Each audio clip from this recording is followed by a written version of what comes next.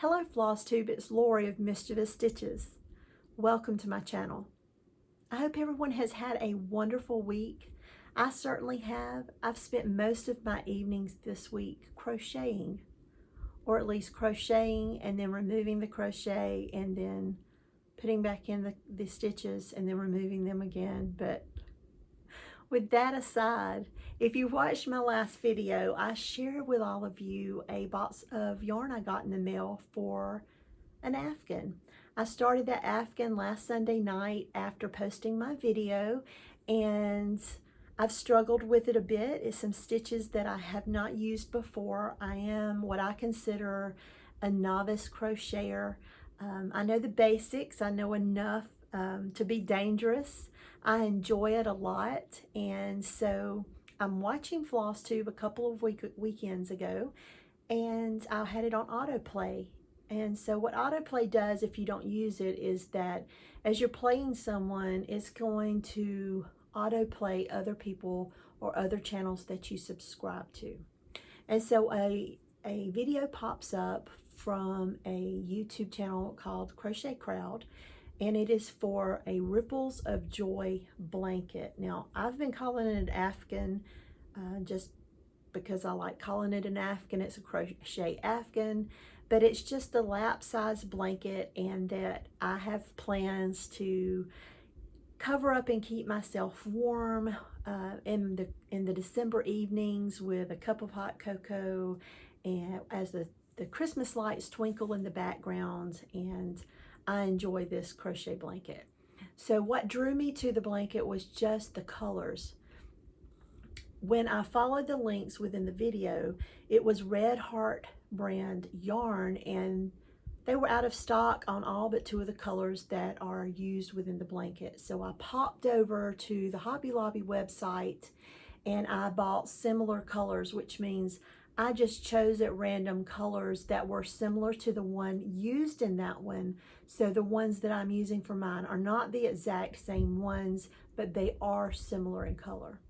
So this week I was able to try a couple of new stitches, and it's taken me all week to get the first band of this Afghan stitched or crocheted or hooked. I don't know what the technical term, I'd say hooked. The piece has a 25 row crochet area that repeats 5 times to make up your Afghan. So I'm going to share with you where I am with mine, and I'm just loving it. I love these colors. So the bottom will be at the top, so it's going to be upside down, but here you go.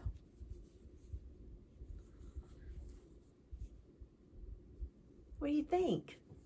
I'm going to hold it up closer. It's a little dim outside today. I've got the lights on, but it's still casting shadows. So as you can see, this is my chain stitches and my first row. And this, if you pop down here, you say this is white, red, and then cranberry. And then I'm starting my second band here, white, red,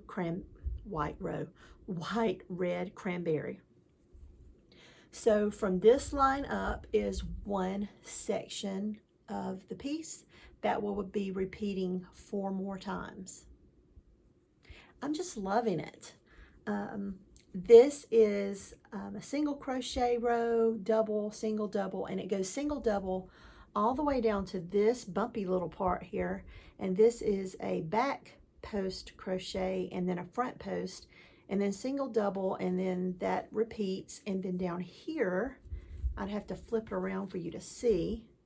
There's the one little bumpy, again, a bumpy row. But that is, here is a front post crochet, then a back, which puts the bumpy, and only one bumpy on the back, where that one puts the 2 bumpies. But here it is, and I am in love with it.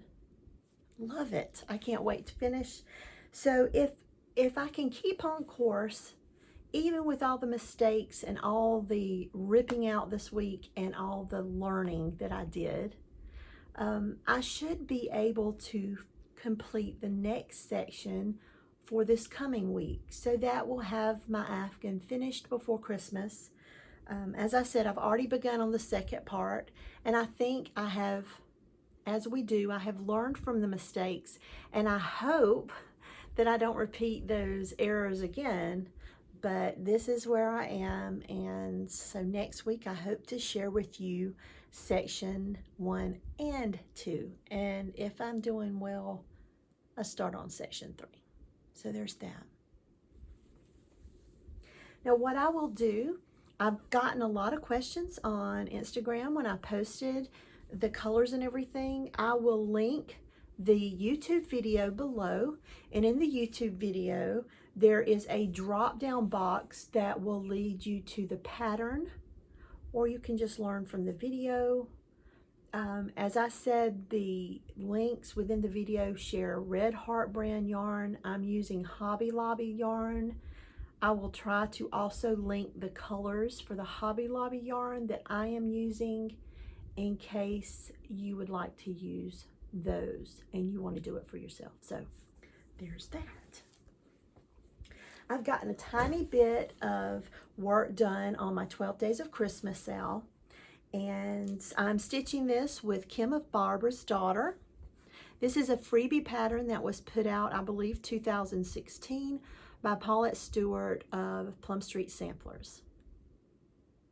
I've gotten questions on this as well. In the last video, I posted a link to this piece, and it is a free, like I said, a freebie pattern, so I can share it here. I linked it below, and people were finding it hard to find the dimensions, the colors used. Paulette shared, was it 4 colors in hers, which is red, green, gold, and black. That's what she used in hers.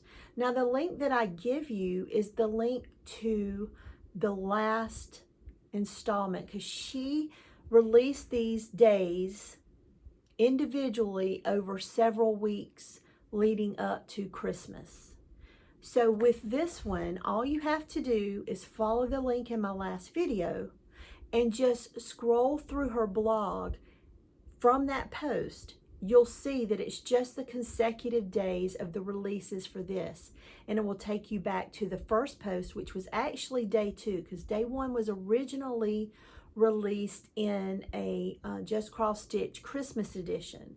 So I believe the first release Paulette did was 1 and 2 together, but it lists the stitch dimensions on the piece as well as those colors. She doesn't give thread colors, she just gives the colors. So what I am using is the sulky threads.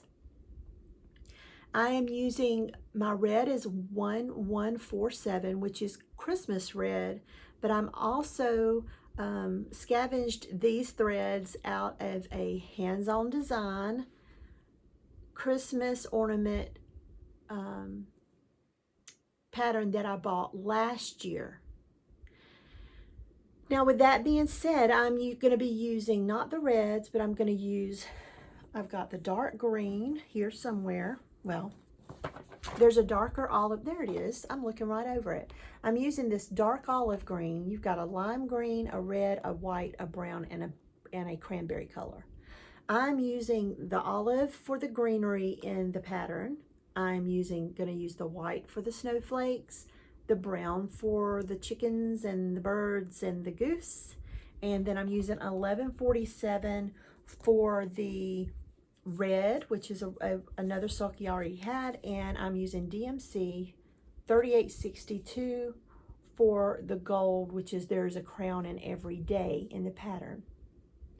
So a lot of people have asked me what colors I'm using. I will list those numbers below. But as I said, if you, I can't remember the name of the pattern. It is a pattern released by Hands On Design last year this time, and I think is it Cranberry Welcome? There's like 3 designs within that pattern, and this was the recommended thread pack for those. So what I will do, and it may not work, you'll just have to check my links below. I will, because I did not look ahead of time, 123 Stitch often lists all the supplies for an item below the item within off their site. So if I go to that pattern from Hands On Design, there's a chance I can find and link this thread pack to it. I don't know that for certain. I'm just kind of letting you know that that may be more economical for you. And so instead of buying the red and then whatever, you've got every color I'm using is in here except for the specific red I'm using, but there are 2 other reds that you can use. I don't remember how much the pack was, but like I said, if I can find it, I will link it below for you, but I will also list the thread numbers for the ones that I am using to help those that have asked me many questions. As far as the dimensions and things, like I said, Paulette lists them on the blog. I will list that again below, and the colors she used were red, green, black, and gold. So once again, here's my piece. And so today, when I work on this again, I'm going to be introducing one more color to the pattern because there's a few snowflakes right in here, and I'm going to stitch those with the white. So now that I have made a finish, I have a finish to share with you. I can give this one a little more love this week, and I plan on focusing on it because I would like to have this finished before Christmas as well. I did get a tiny bit of stash in this week. I got a gift, and I got in a project bag that I ordered from 3 Kittens Quilting off of Etsy. I will link that shop below. And it come packaged wonderfully, and as you can see, I've already broken the seal because I wanted to see what it looked like, but I didn't want to fill it until I shared it with all of you. So it is a Christmas pouch. It's vinyl front. It has a zipper, a little zipper pull made from the same fabric, the outer fabric of the piece. And then 3 Kittens Quilting is right there. It's a very nice bag. Gave a sweet little thank you note and little gift of a DMC skein. I love this. So I'm going to link that shop below. Go give them a look and see. I can't wait to fill this with Christmas stitching. I love preparing for Christmas. Fall to me is all about, Thanksgiving is my favorite holiday. Christmas is my favorite holiday to decorate for. I'm very eclectic with it, because each year, it's not that I don't go with the trends. Everything with my decor is whatever makes me happy or someone in my family happy, that it may have memories tied to it, and we just pull it out every year, which is the same, I'm sure, for most every one of you. But I just love preparing. I love just the feeling. It seems like everyone's happy and they're upbeat and they're looking forward to just the break, to being with family, to not having to work, to all the wonderful tasty foods we cook around Christmas time. So I'm already in full gear with my Afghan, and my Christmas Eve is being framed. There is another piece that when I dropped off Christmas Eve, there's another piece that I stitched in 91. So I was 17, 18 years old. And I had stitched it from a Leisure Arts magazine, and I think it's like Woodland Santa. I'll pull it out next week and share with you. But it's in an oval shape. And when I look on the back, I can see how much I've learned since 1991 with my stitching. But I have always loved that Santa. And so it is stitched on a piece of Aida, but he is sitting up against a tree in the forest, taking a quick little cat nap in preparation for the night's work. So he's sitting at the base of some birch trees, and if I remember correctly, there's a little cabin off in the distance with some smoke billowing in the air. And so when I dropped off Christmas Eve last week to Hobby Lobby, I was reminded of that piece because there was a lady picking up an oval matted piece then, and I thought, I really want to get that one framed. I want to have it displayed at Christmas. And now that I know that they can do oval mats, I think it's time. I think it's overdue to have that piece framed and on my wall at Christmas. So anyway, look for that in the coming weeks. I will try to pull it out and share it with you all for next weekend, because I need to make sure it probably needs a good pressing before I drop it off, but it's time to do that. So with that being said, I also received a gift in the mail from Lori. Lori sent to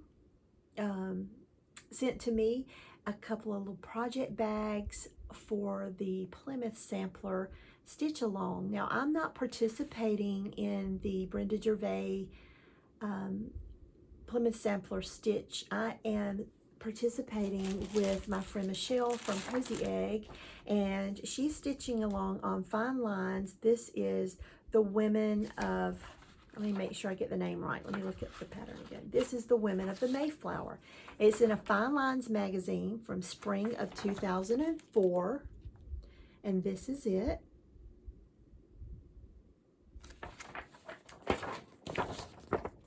And I've been waiting for about 3 weeks now for my fabric, and I still do not have my fabric, and I think Michelle's going to be done before I even start to stitch along with her. So I've remembered today when I received this. I picked my bag up, and I'll share it in a minute, but I remember today when I received this that I still had a piece of Weeks Dye Works parchment from the Christmas Eve. If you remember several videos ago, if you watch my channel regularly, I had started Christmas Eve by Prairie Schooler on a piece of Weeks Dye Works parchment. I believe it's a 38 count. I did not like the colors. I cut the portion out that I stitched, made an ornament on it, and ordered a new piece and restarted and finished that piece. And I still have a piece that I believe is going to be big enough to stitch this, and I think the color would be perfect. So with that being said, I still haven't got my fabric. I need to find something that I can use for my stash so that I can stitch along with Michelle. And I can use this beautiful bag that was sent to me by Lori. I want to share it with you. It is a crinkle. This is a So Much to Love bag. And it has a little thank you card in there from So Much to Love. I didn't notice that because I hadn't opened it yet. I've only got one, or I've only purchased one So Much to Love bag, so I was happy to receive this. They're very well made, but look at that fabric. Isn't it perfect to stitch, to use, to keep their pattern safe? Perfect for the theme of the Plymouth Sampler. So Lori, thank you so much. Thank you so much for your kindness. I really appreciate this, and it will get lots of love and use in the next few weeks as I get ready to start this piece. So once again, this is Fine Lines, Women of the, is it Mayflower? I just told you and I forgot that quickly. Women of the Mayflower. Yes, it's Women of the Mayflower. Yeah, Michelle's going to leave me in the dust. Okay, what else do I have? I have a finish. I have a finish on Cooper by Kathy Barrick. He is not presentable. What I mean by that is I have not ironed him. I finally finished him. I did not finish him by the end of September like was my goal, but I did finish him off last night. I made one little change. Here he is. The tail, let me get a little closer. The tail has straight back stitches, straight stitches and back stitches in his tail to make the feathers. And they were actually supposed to be for every stitch on the slant, all the way down, that long tail. I put in about an inch worth on just one because there's actually 3 feathers. And I didn't like it. I did a lot of work to fill in those feathers, and then I'm going to turn around and cover them up with I think it was 310 black. I'm going to cover them up, and you can't even barely see the color from beneath. So I said, I don't like that. So what I opted, and this is 40 count weeks, 40 count, picture this plus Wren. So what I ended up doing is, instead of putting those straight stitches in every stitch, I just skipped one and did it every 2 stitches. And so to mark that, what I ended up doing was putting the back stitching in down the center of each of those feathers, which, like I said, are 3. And I did them every 2 stitches. Instead of every stitch, I went down every 2. And that kind of marked that indentation of where my needle went in. And it made it easier for me when I started filling in those slanted stitches. It made it easier for me to find where to place my needle. And so I just went with, I hope you can see that okay. Let me take myself out. I just went with every 2. So if that helps. Everything else, I used the called for DMC threads. I'm not sure if this calls for Wren or not. Let me look really quick.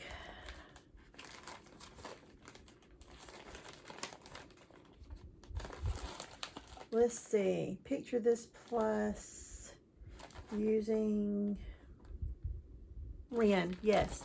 So this is the call for fabric, and he's so handsome. So I'm going to try something new. I'm not going to have him framed professionally. In here, Kathy, if you look, Kathy describes how she finished him. And so she says she used a piece of foam core board that she covered with a coordinating fabric, and then she hemmed Cooper and put him on that fabric within a frame. And then, because the frame was a little longer than Cooper, she has some ribbon above and below, and he's seated in the middle. So I should be able to do that, right? That's a neat little finish. You can save by, I have a few thrifted frames. I may have one that works perfectly with Cooper. I can do that. I've got plenty of fabric here. I'm sure I'll have something that works well with Cooper, as well as ribbon. So that is going to be an easy finish, and I look forward to giving that a try. I've never done that before, so bear with me. It may not be in the next video, but in the coming couple of weeks, you'll see a full finish on Cooper, and I'm going to use Kathy's suggestions. So once I do, and I get it all finished up, I will pass that stash on to one of you at that time, so in the next couple of weeks. So keep an eye out for that. I also have something I want to share with you. It is an Ann Morrison Sampler by Hands On Designs. This is to commemorate the 20th anniversary of Traditional Stitches. It is an L&S shop, and here she is in all her glory. And I'm sure you've probably seen this piece with several other floss tubers or on Traditional Stitches. If you're on their email list, they've mailed out information about this. They're getting the kits out. I think there was a promotion with the kits originally up through the 30th of September. And so they're getting ready to start mailing these out to those that have ordered the kit. And then to those that are ordering just the patterns, those will be coming in, I believe, in mid-October. And I look forward to giving a start on this. It is a beautiful piece. And there's also, for those that do sign up to receive this, there was a freebie pattern that was coming out as well that was emailed as a PDF download. But I will link Traditional Stitches down below. If you're interested in stitching along with so many of us on this piece, I will link their shop so you can get the information about getting one of your own. And I will also link Nicola Parkman's video where she talks about this piece as well. It's a beautiful piece, and if you've never had one of Nicola's patterns, they're quality, just a quality pattern. She has a card here. Ooh, a card here where you can list when you started it, any pertinent information. Let's see, stitched by, your address when you started it, finished it, what threads you used, what linens you used, their stitch count. Just a beautiful piece, beautiful piece. So once again, it's to commemorate the 20th anniversary of traditional stitches. When there are so few local needlework shops around us, that it's nice to see one that has been around for such a long time. And I have ordered from them in the past and have no complaints whatsoever. Great customer service, and I think that we all should reach out to our local needlework shops at this time, because there's so many of them that are the issues that are going on today with COVID and different reasons is hurting a lot of small businesses, and that's exactly what these local needlework shops are. And there are several different designers, and I'm thinking specifically of Beth Twist, and of what's her I can't think of her name. She has a Flosstube. She's from Michigan. I'll think of it afterwards. But different ones that have tried in their own way to help our local needlework shops. And this is another way of joining the Stitch Along. It benefits this shop for us to stitch along with them to commemorate their 20th anniversary. It helps our designers. It keeps them working, keeps them designing, keeps them happy, which makes us happy because they design more. So. And as far as this coming week, I will continue to work on my Crochet Afghan. I will continue to put in another day or two on my 12 days of Christmas. And I will be preparing to start. And the Stitch Along, once again, I didn't mention the Stitch Along starts December 25th. So you have plenty of time to get your supplies in. And I have that new project bag, so that's what was going to house this, is this bag. So now you know. I hope everyone has a wonderful week. You fill it with stitches and laughter and love and kindness. Until next time, hugs and stitches. Bye-bye.